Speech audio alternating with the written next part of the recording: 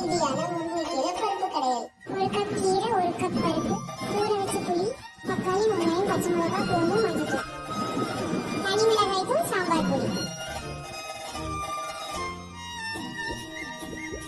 கடுகு, சீரகம்.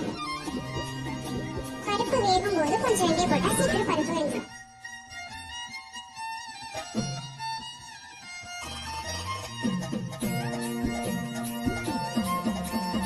அடுப்புல பேன் வச்சுட்டு கொஞ்சம் எண்ணெய் விட்டு கடுகு சீரகம் போட்டு தாளிச்சுட்டு கூடவே பூண்டு தட்டி போடணும்.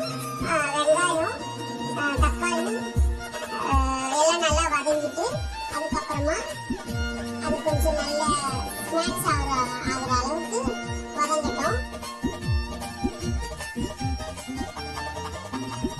தக்காளி வெங்காயம் வதங்கிறதுக்காக கொஞ்ச நேரம் இதை நம்ம மூடி வச்சுப்போம்.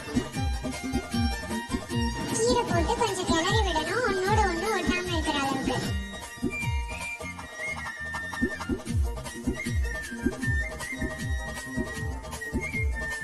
இப்போ சாம்பார் பொடியும் சில்லி பவுடரையும் நம்ம ஆட் பண்ணிக்கலாம்.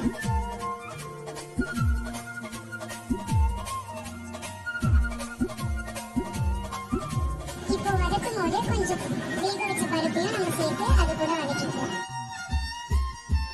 தேவையான அளவு சால்ட் ஆட் பண்ணிப்போம். ஊற வச்ச புளியை கரைச்சி வடிகட்டி நம்ம அதோட ஆட் பண்ணிப்போம். வேக வச்ச பருப்பு சேர்த்து கொதிக்க விட்டா ரெடி.